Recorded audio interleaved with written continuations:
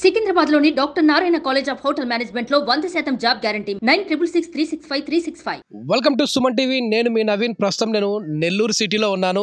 Nellore city అనగానే మనకు గుర్తుకొచ్చేది స్వర్ణాల చెరువు. సో మనకు హైదరాబాద్లో నక్లెస్ రోడ్ ఏ రేంజ్లో ఉంటుందో అట్లా అంటే ఒక మినీ ట్యాంక్ బండ్ లాగా మనకు కనపడుతూ ఉంది. ఇక్కడ భిన్న మతాలకు నిలవుగా ఉండే రొట్టెల పండుగ అనేది కూడా బాగా జరుగుతుంది.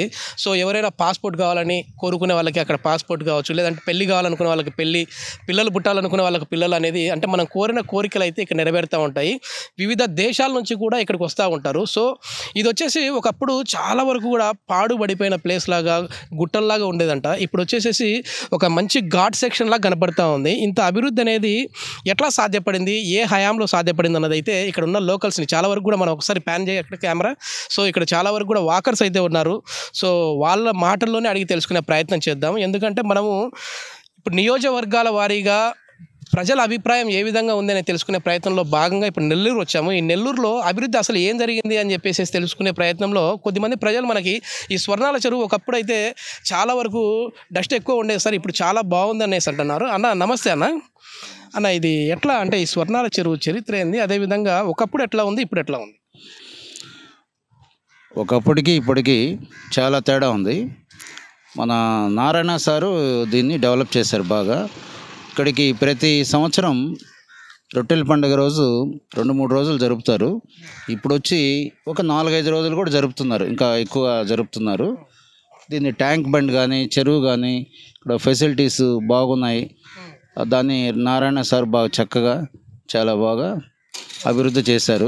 ఓకే, ఇప్పుడు మేము లోకల్గా వెళ్ళినప్పుడు ప్రజల దగ్గరికి మాట్లాడేటప్పుడు అభివృద్ధి అంటే నారాయణ, నారాయణ అంటే అభివృద్ధి అని చెప్పి ఒక స్లోగన్ లాగా తీసుకొని వస్తూ ఉన్నారు. నిజంగా నారాయణ గారి వల్ల అంత అభివృద్ధి జరిగిందా నెల్లూరుకి?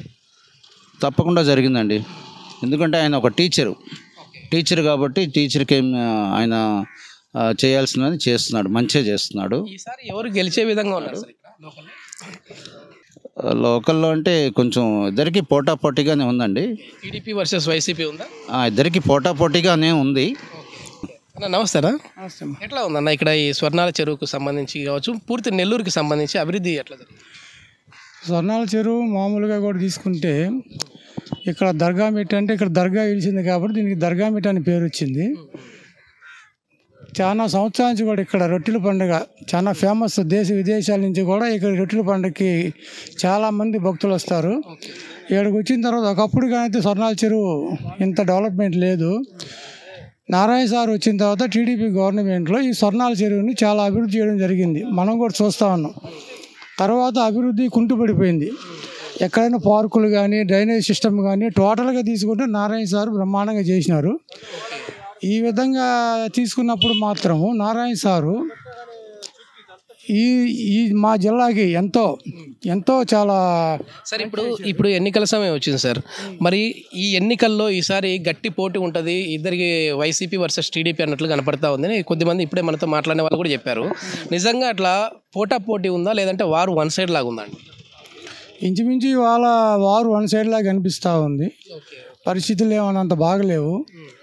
నారాయణ సార్ కంపల్సరీ గెలుస్తారు, కోటం శ్రీధర్ గారు గెలుస్తారు, దీంట్లో ఎటువంటి డౌట్ లేదు. ఇంకా ఉమ్మడి నెల్లూరుకి సంబంధించి చూస్తే ఒక 10 నియోజకవర్గాలు ఉన్నాయి. ఎన్ని స్థానాల్లో టీడీపీ గెలిచే విధంగా ఉంది, వైసీపీ గెలిచే?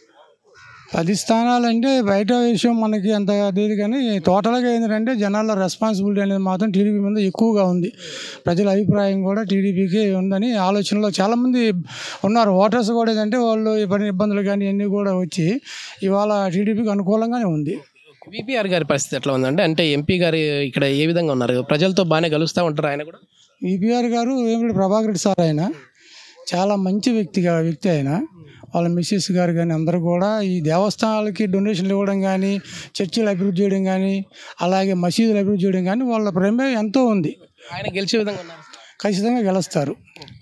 ఖచ్చితంగా కోవూరు నియోజకవర్గం ఆయన కంపల్సరీ విపిఆర్ మిసెస్ శ్రీమతి ప్రశాంత్ రెడ్డి గారు ఖచ్చితంగా గెలుస్తారు. దీంట్లో ఎటువంటి డౌట్ లేదు.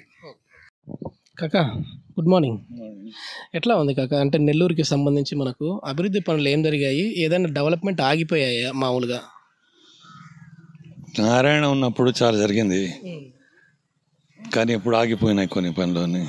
ఏం ఆగిపోయాయి కాకా? చాలా ఏది ఫలానా చెప్పలేము. జరగాల్సిన పని జరగడం లేదు. ఇంతకుముందు బాగా ఇక్కడ క్లీనింగ్ కానీ ఇక్కడ శానిటరీ ఇన్స్పెక్టర్ స్వయంగా వచ్చి ఇక్కడ ప్రతిరోజు దగ్గరుండి ఊడించి అంతా చెక్ చేసేవాళ్ళు.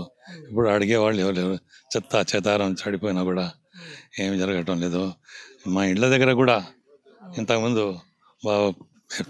ఇప్పుడు వస్తాడు కదా, సీటు కొడతాడు చెత్త తీసిపోతానని, నెలకు ఒకసారి వస్తాడు. మేము జమ చేసి ఇంట్లో కుళ్ళిపోతుంటుంది. మా ఇంటి డైలీ రావట్లేదా? రావటం లేదు. తర్వాత మా ఇంటి దగ్గర పైప్ లేదు నీళ్ళు రావడానికి, ఒక 1/2 కిలోమీటర్ నుంచి రావాలా.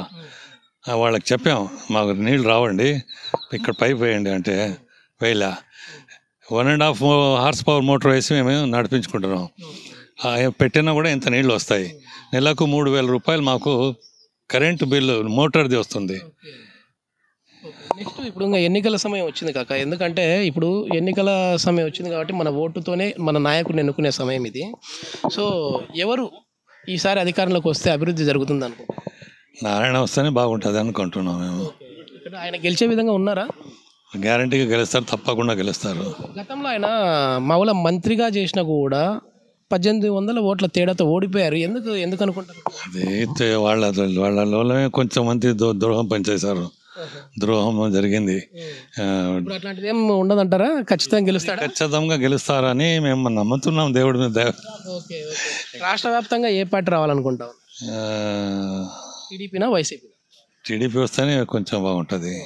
సార్ నమస్తే సార్. సార్ ఇక్కడ ఈ స్వర్ణాల చెరువుకు సంబంధించి గతంలో అభివృద్ధి ఎట్లా ఉంది, ఇప్పుడు ఎట్లా ఉంది? ఎందుకంటే ఇది రొట్టెల పండుగకి చాలా ఫేమస్, దేశ విదేశాల నుంచి కూడా వస్తూ ఉంటారు.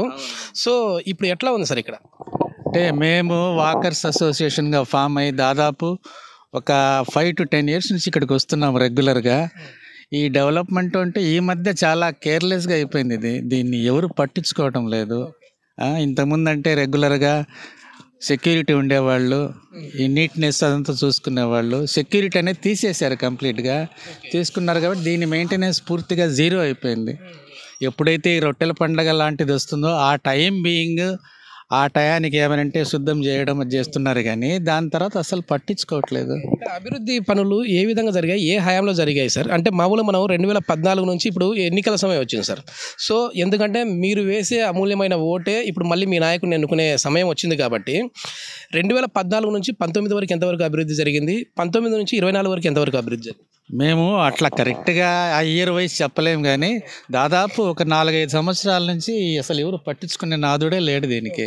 ఇంతకుముందు బాగుండేది సార్. ఇప్పుడు మళ్ళీ ఏ పార్టీ, ఏ గవర్నమెంట్ అధికారంలోకి వస్తే, ఇక్కడ మీరు అన్నారు కదా ఈ 4 సంవత్సరాల నుంచి కొంచెం మెయింటెనెన్స్ లేదంటా ఉన్నారు, ఎవరు అధికారంలోకి వస్తే ఈసారి ఇక్కడ అభివృద్ధి జరుగుతుంది?